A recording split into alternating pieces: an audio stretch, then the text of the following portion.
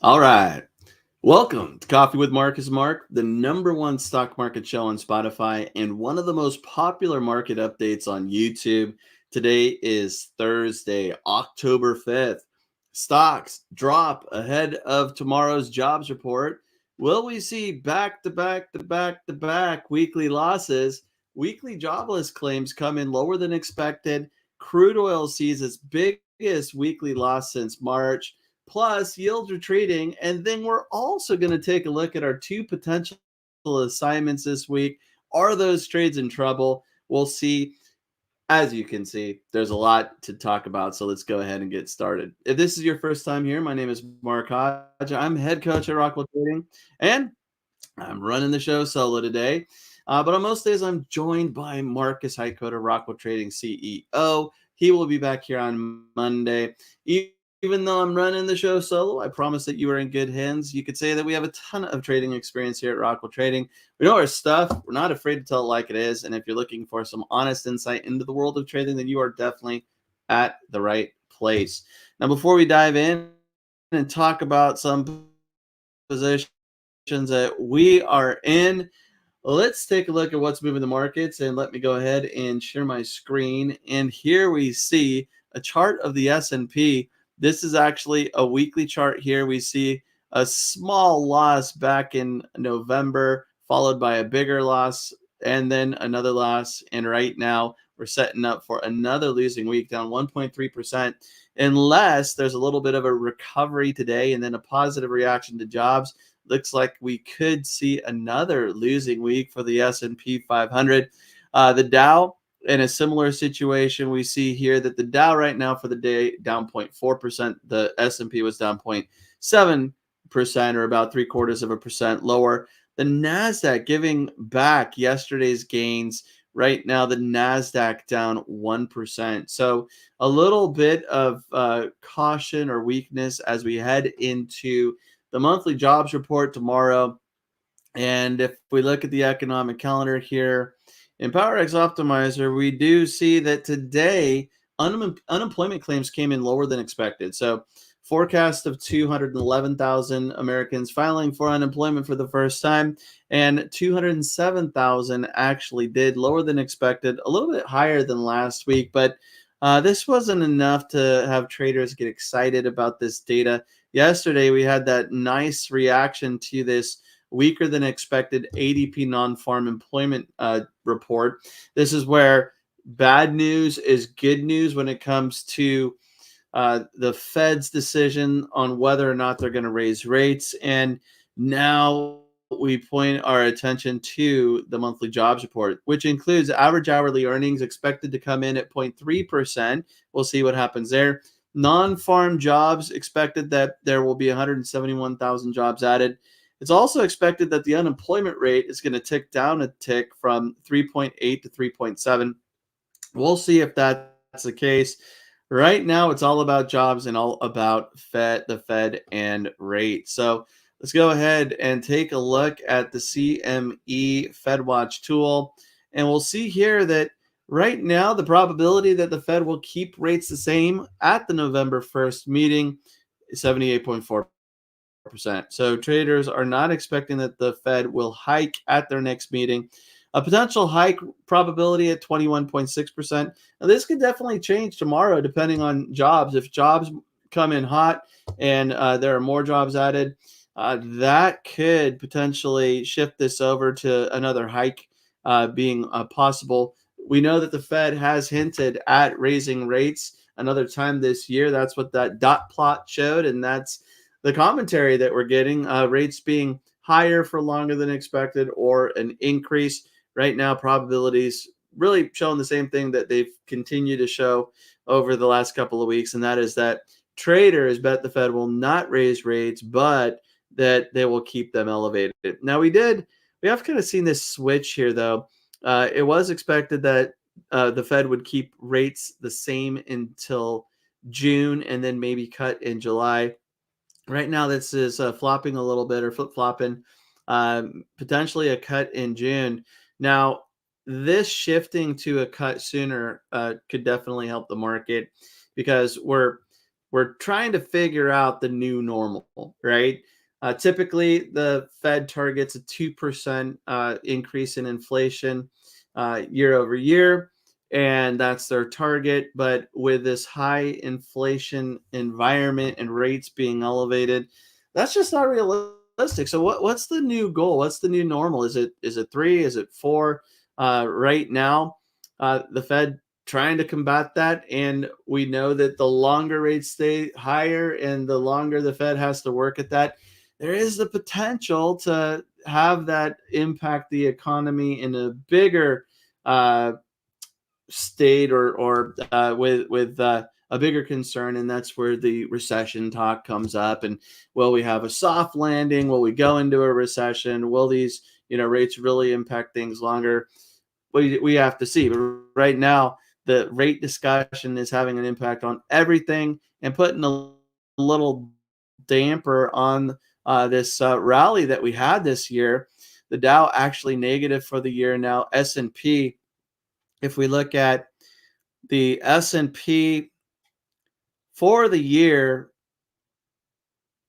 up 10%, which is a great year, still decent. But gosh, over the last couple of months, just doesn't feel like this is actually the case. We're up 10% for the year. So where do we go from here? And this is where I truly believe that we are at a point where there could be a little more downside, and then we could potentially see some buying. So there's this confluence of potential support. And if we break this, it could get a little nastier. But we have the 200-day moving average. Let's just say that's at 4,200, just to keep it simple. It's a little bit higher, but we have a round number. So round number 4,200. We look at where we were trading previously. Here, let me just put in a line here. Lines always help out. So 4,200. Actually, I should probably lower that a little bit. But I mean, all in all, to me, this looks like a pretty decent level. Let's get this right there. 4,200. That looks pretty good.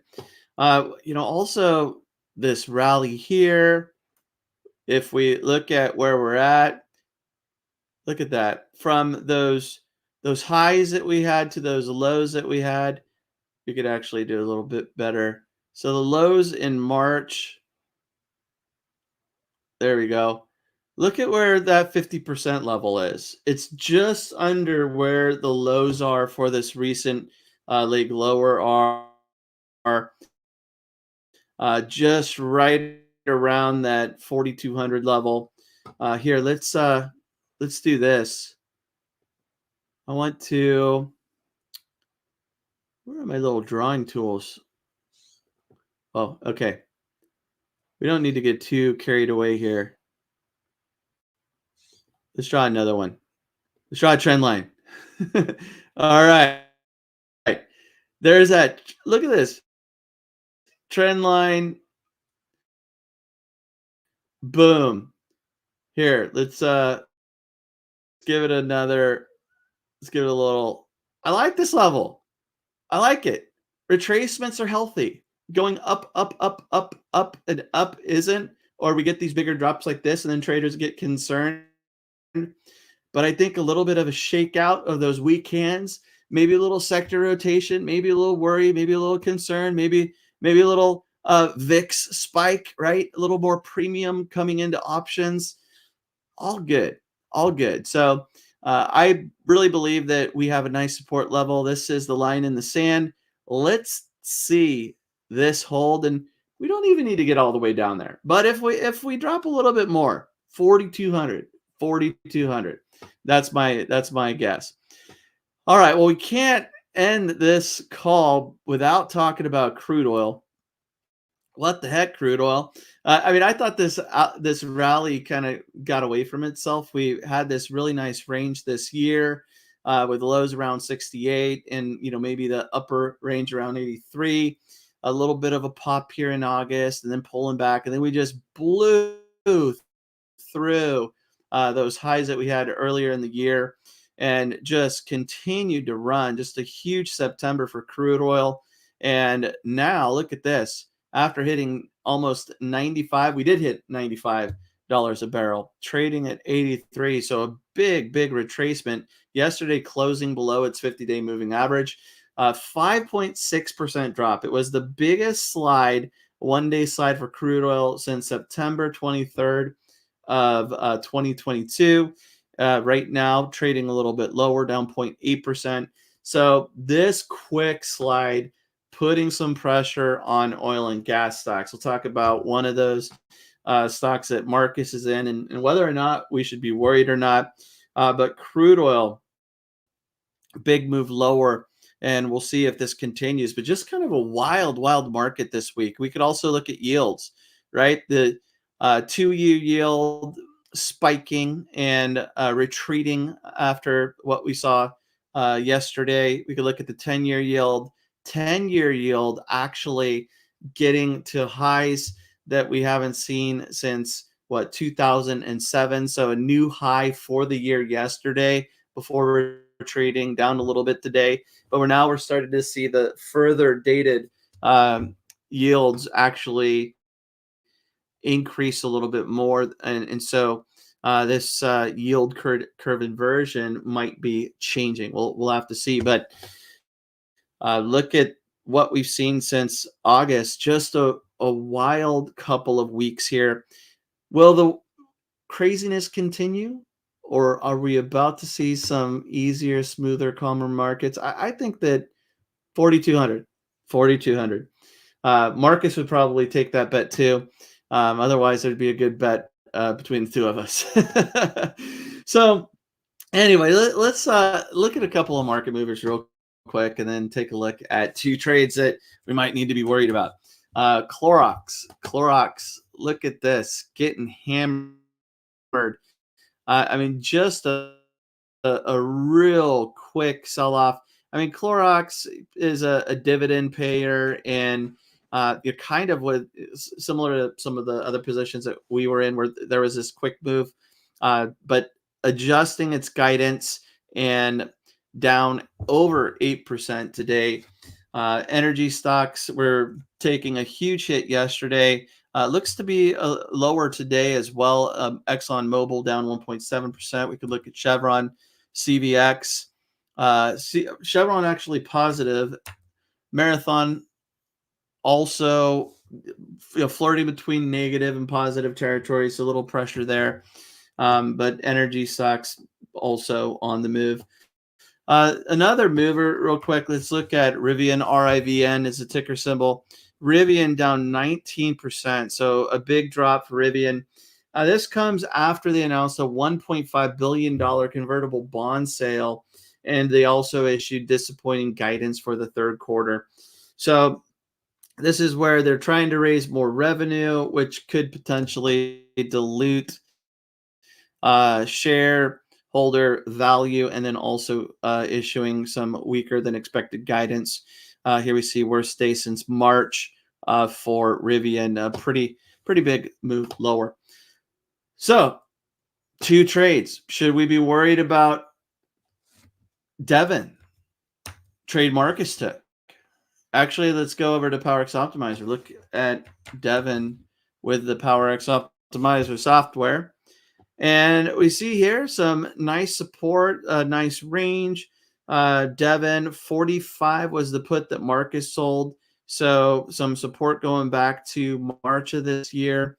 And right now, back-to-back losing days, maybe finding, or actually there was another day in between. So big drop, small gain, big drop, maybe going positive today. We'll have to see. Devon pays a nice little dividend, good PE ratio, income statement decent quarterly, annually, negative for 2020. But hey, crude oil went negative in 2020, so we could give Devon a pass. This one, it looks like Marcus is likely to get assigned. So should you be concerned right now with it trading at 43.22? That's $1.78 in the money. Well, for our plan, no. We only sell puts at price levels that we are okay owning shares. And when Marcus put this trade on, from where it was trading to the strike that he sold, he now has the potential to buy shares at a discount from where it was trading. That's the idea when you're selling puts, and you could think of it as getting paid an early dividend, because if you get assigned, you get to keep that premium collected on the put, and you own shares. And for the record, when I say you get to keep that premium on the put, that means that you always get to keep it when you sell the put, but there are scenarios where you might choose to buy that back for less than the premium collected. So anyway, just pointing that out. Hey, I like this one. This one I was definitely considering, and I decided to opt for something else. I went with Goldman Sachs. I think Goldman's solid, and I like this range here. Goldman, well, so Goldman here, we have a nice little range, and I saw support on this one between around 300 to 315. And again, it was trading around, I think, 318 when I put the trade on. So I sold the 312.50. I'm comfortable with that 312.50. I do like this chart. I like the company. The fundamentals look solid. This one, if we look at the asset correlation tool, this is something that is good to be aware of. And I'm not in Devon Energy, so this is what my correlation matrix looks like. And here we see that Goldman Sachs does have a higher correlation to PNC Financial, right? Financial services, there's going to be a correlation there. Sometimes a high correlation, sometimes not so much. The way that I use this in the software is I like to use zero point 0.5 as a warning. That's where we start to have a little bit of a correlation. So we see here that UPS and Goldman Sachs, for whatever reason, a little bit of a correlation at 0.53, right? For me, 0.65 is going to be a no. I'm just curious. I'm going to add JP Morgan to see. Okay, so JP Morgan and Goldman Sachs are a little more correlated because we see that JP Morgan, Goldman Sachs, 0.65. If we look at like FedEx, oh, FedEx, actually, I was thinking that FedEx might be higher than 0.63 compared to UPS, but we would expect UPS and FedEx to be correlated. We could look at let's look at like let's do this. Let's look at MRO, Devon, and we could look at Oxy as an example. So here with MRO, we see a 0.83 correlation to oxys. So these are going to move like in an almost identical way. You might be up 2% in Oxy, up 1.9% in Devon, right? Down 3% in Oxy, down 2.9% in Devon. And so the concern here is that when we have a portfolio that has a high correlation, like you might like the idea of, I want to own Apple, I want to own Amazon, I want to own NVIDIA, and you want to own these names, but when they're so heavily correlated, you're kind of living or dying by the correlation, right? If everything's moving higher, you're super happy. If everything's moving lower, it's a bigger weight on the portfolio.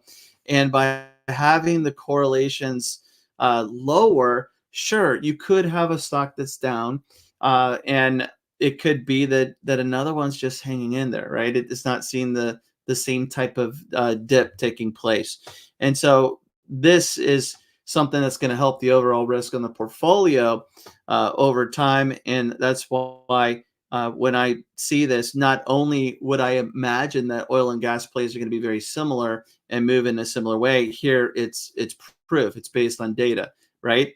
So when I look at Goldman Sachs, yes, I expected the correlation to be a little higher between Goldman Sachs and PNC, but it just goes to show that there is a little bit of a correlation, but there's also a difference between a Goldman Sachs and a regional bank like PNC, right? And that shows at 0.58. I'm okay with that. That's my plan. And so I'm comfortable with the Goldman Sachs trade. It does look like there's going to be a potential assignment, but we have to wait and see. We never know how the stock's going to react to jobs tomorrow. Same goes for Devon Energy, Marcus's position. So two that we took recently that are going to be coming down to the wire, whether or not we get a sign. But if we do get a sign, looking forward to sell calls on Monday. But hey, the week's not over yet. We have another trading day tomorrow. If you like this video, please give it a thumbs up. If you're new to the channel, please subscribe.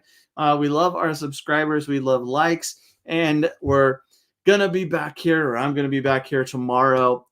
And it will be interesting to see what the jobs report does to the market. If we get a positive reaction going into the weekend, or if there's some more selling, I stick by my 4,200.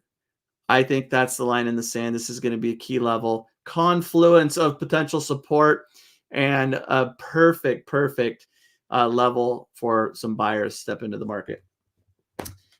Hey, happy trading, everybody. We'll see you tomorrow.